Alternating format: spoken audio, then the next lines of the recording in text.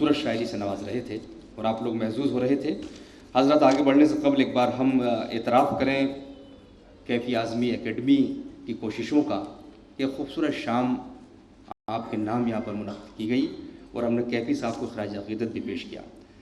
हम एतराफ़ करते हैं जो एकेडमी की सरपरस्त है प्रोफेसर रूपरेखा वर्मा साहिबा के, प्रोफेसर महमूद हसन साहब के जो सदर हैं, एस मेहदी साहब जो जनरल सेक्रेटरी हैं और एस रियाज साहब जो DGM है OIC के, इन तमाम लोगों की कोशिशों से ये मुशायरा आपकी खिदमत में सजाया गया है।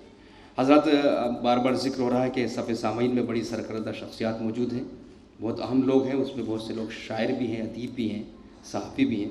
मुझे हुक्म हो रहा है कि मैं रिजवान अहमद साहब जो DGP हैं उनसे दरख्वास्त करूँ कि अगर वो अपने चंद शेरों से नहीं नवाजेंगे तो बात आगे नहीं बढ़ेगी। आप तशरीफ़ लाएँ। मोहतरम रिजवान अहमद साहब तशरीफ़ लाएँ। आइए तालियां बजवाएं तो शायद आप आ जाएं। रिजवान अहमद साहब की शख्सियत से आप सब वाकिफ़ हैं, वो किसी तारुफ के मोहताज नहीं हैं। बेपनाह मसरूफ़ियत के बावजूद जिस तरह शेर व अदब की खिदमत में वो मसरूफ़ रहते हैं, हमें उसका एतराफ़ करना चाहिए। मोहतरम रिजवान अहमद साहब तशरीफ़ ला रहे हैं।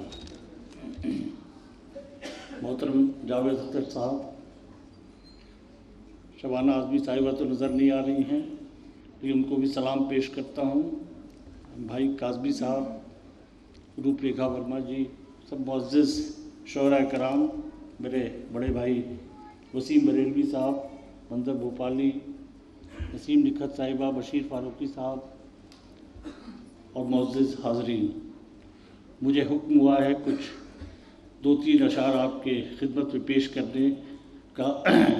लेकिन मैं ये देख रहा था कि अभी एक पुलिस वाला चरण सिंह बशर अभी इतना उम्दा कलाम सुना के गए हैं और फिर दूसरे पुलिस वाले को यहाँ डाइस पे बलि का बकरा बनाया जा रहा है। तो मेरी समझ में नहीं आ रहा है कि मैं क्या करूं, क्योंकि कई बार जहाँ मैं मैं उनके कहीं आसपास भी नहीं हूँ, क्योंकि वो बहुत अच्छे शायर हैं। मैं एक वाक़या आपसे शेयर, क्योंकि तंज़ और मज़ाक का कोई शायर यहाँ पे नहीं है, तो मैं कोई लाइट गुफ्तगू आपसे करना चाहता हूँ। ये बात है सन 1994 की, जब मैं SSP आगरा हुआ करता था। इसी मुशायरे और शेर व सुखन को लेके एक मेरे साथ अदबी हादसा पेश हुआ था, उसका ज़िक्र मैं आपके साथ जो है शेयर करना चाहता हूँ। मैं SSP आगरा हुआ करता था, 94 की बात है। सेंट जॉन्स कॉलेज का मुशायरा था और मलिक ज़ादा मंजूर साहब को वहाँ निज़ामत के लिए आना था। उनकी तबीयत अलील होगी, वो नहीं आए। कोई आप ही की तरह स्मार्ट और बड़ा यंग नाज़िम मुशायरा जो यूनिवर्सिटी से फारिग हुआ था, उसे मैं वहाँ पे सदारत कर रहा था और देश दीपक वर्मा जो हमारे बैचमेट भी हैं और हमारे दोस्त भी हैं, वो मुख्य अतिथि थे। वो DM थे वहाँ पे आगरा में। हम दोनों डाइस पे बैठे हुए थे। तो संचालक महोदय ने, नाज़िम मुशायरा ने ये कहा कि अगर SSP साहब जान की अमान दें और मुझे सही सलामत यहाँ से जाने दें तो मैं कुछ कहना चाहता हूँ। मैं समझ गया कि शायर को जब शरारत सूझती है तो उसके टारगेट या तो पुलिस होती है या राजनेता, यही दो उनकी मरगूब ग़ज़ाएँ हुआ करती हैं। तो उन्होंने टारगेट तो मैंने कहा कि नहीं, आज आपके सारे खून माफ़, आप जो चाहे जो है कह सकते हैं, मैं कतई जो है बुरा नहीं मानूंगा। तो उसने कहा कि साहब, मुझे बताया गया है कि SSP साहब शेर व सुखन में काफ़ी दिलचस्पी है और पुलिस और शायरी आप तो सभी जानते हैं कि दोनों मुतज़ाद चीज़ें हैं, mutually antagonistic to each other. दरिया के दो किनारे हैं जो कभी आपस में मिलते नहीं हैं, लेकिन इनकी शख्सियत में एक हसीन इम्तज़ाज देखने को मिलता है कि शेर व शायरी भी, पुलिस में रहते हुए भी शेर व शायरी में काफ़ी इनका दखल है। तो लेकिन उर्दू के एक तनकीद निगार ने, एक क्रिटिक ने ये लिखा है कि जब मैं किसी पुलिस वाले को शेर पढ़ते हुए देखता हूँ या सुनता हूँ तो ऐसा लगता है कि शैतान कुरान शरीफ पढ़ रहा है।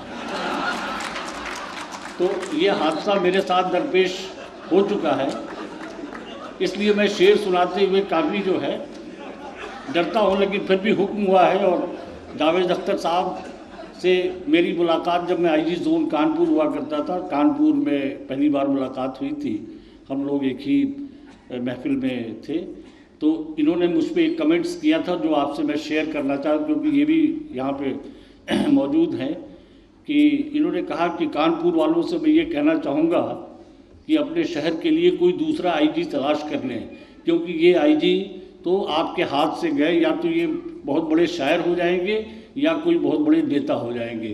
तो ऐसे हादसे जो है मेरे साथ दरपेश आते रहे हैं। मैं ज़्यादा कुछ न कह कि आज की जो शाम ये कैफ़ी आज़मी साहब जो एक शख्सियत नहीं बल्कि एक अंजुमन, एक इंस्टीट्यूशन का नाम है, और जिन्होंने अपने मुल्क और वतन को हमेशा उससे वाबस्ता रहे, और उस दयार से उनका ताल्लुक़ है जिस दयार पूर्वांचल से मैं भी आता हूँ। वो आज़मगढ़ के थे, मैं बलिया का रहने वाला हूँ। तो हालांकि उनसे मुलाकात तो मेरी नहीं हुई, लेकिन उनके फ़िक्र और सोच, उनकी जो काविशें और कोशिशें हैं वो आप सबसे छिपी नहीं हैं। हमेशा उन्होंने जो है, जो समाज के वंचित वर्ग के लोग हैं, तिरस्कृत वर्ग के लोग हैं, जो हैव नॉट्स हैं, जो जिनके पास कुछ नहीं है, उनके लिए सारी ज़िंदगी वक्त की उन्होंने, और उनकी फलाह और बहबूद के लिए नुमाया कारहाय, नुमाया अंजाम दिया। हम सब उनको सबसे बड़ी खराज अक़ीदत यही है कि उनके उसूल पे, उनकी बातों को अपने ज़िंदगी में उतारें, और उसी की तरह से हमारी सोच, क्योंकि कौमी एकजहती और हम आहंगी उसकी वो ज़िंदा मिसाल थे, जो गंगा जमनी तहज़ीब है, जो आज की सबसे बड़ी ज़रूरत है, क्योंकि हमारी सभ्यता और संस्कृति जो है ने विश्व में अग्रणी भूमिका इसलिए निभाई है कि हमारे बहुत ही अजीम शान रवायतें हैं, बहुत ही गौरवमयी परंपराएं हैं, बहुत महान आदर्श हैं, जिसके लिए हम जाने जाते हैं, क्योंकि हमने विश्व बंधुत्व की बात की है, विश्व शांति की बात की है, सर्वे भवन्तु सुखिनः सर्वे सन्तु निरामया में हमारा विश्वास रहा है, वसुधैव कुटुम्बकम में हमारी आस्था रही है। हम उस सभ्यता और संस्कृति से जुड़े हुए हैं, इसलिए सबसे बड़ी, और शेर व शायरी के माध्यम से मैं समझता हूँ कि दिलों को जोड़ा जाता है। सबसे बड़ी आवश्यकता और ज़रूरत इस बात की है कि दिलों के बीच जो खाई पैदा हो गई है, जो हमारी सोच में जो एक टकराव की जो निस्बत पैदा हो गई है, जो एक दूसरे के प्रति शंकाएं हैं, जो भ्रांतियां हैं, जो संकीर्ण विचारधारा है, जो कलुषित मानसिकता है, उसका परित्याग होना चाहिए, और आपसी प्रेम और सौहार्द, भाईचारे और हमआहंगी और एकजहती के साथ एक दूसरे से कंधा मिलाकर अगर हम आगे बढ़ेंगे, तभी हमारा प्रदेश और देश तरक्की के रास्ते पे गामजन हो सकता है। और ये मुशायरे उसी की सबसे बड़ी कड़ी हैं। मेरी बिटिया उधर अमेरिका में थी, मैं वहाँ से लौट रहा था, तो मैं इंग्लैंड में एक हफ्ते के लिए रुका था। वहाँ वीनस टीवी पे मेरा इंटरव्यू हुआ, तो उसमें मैं NRIs को खिताब कर रहा था। उसमें 2 शेर मैं जो है सुनाया, जो उसकी काफ़ी लोगों ने सराहना की, काफ़ी उसकी तारीफ़ हुई, और बहुत से लोगों के फ़ोन आए कि मैंने उनसे यही कहा कि गांव की सोंधी मिट्टी आपको जो है आपसे अपना हक मांगती है, इसलिए उस कर्ज़ को आप चुकता करिए। यहाँ आप चकाचौंध भरी लाइफ में है, लेकिन वो दयार जहाँ से आप आए हैं वो आपसे अपना कर्ज मांगती है। ये शेर मैंने आपको भी शायद पसंद आएंगे कि गांव लौटा शहर से तो सादगी अच्छी लगी, गांव लौटा शहर से तो सादगी अच्छी लगी, और मुझको मिट्टी के दिए की रोशनी अच्छी लगी, मुझको मिट्टी के दिए की रोशनी अच्छी लगी। और ये गांव का अलमिया है, देखिए कि बासी रोटी सेक के, बासी रोटी सेक कर जब नाश्ते में माँ ने दी, बासी रोटी रात में जो रोटी बच जाती है वो सुबह नाश्ते में काम आ जाती है। बासी रोटी सेक कर जब नाश्ते में माँ ने दी, हर अमीरी से हमें ये मुफलिसी अच्छी लगी, हर अमीरी से हमें ये मुफलिसी अच्छी लगी।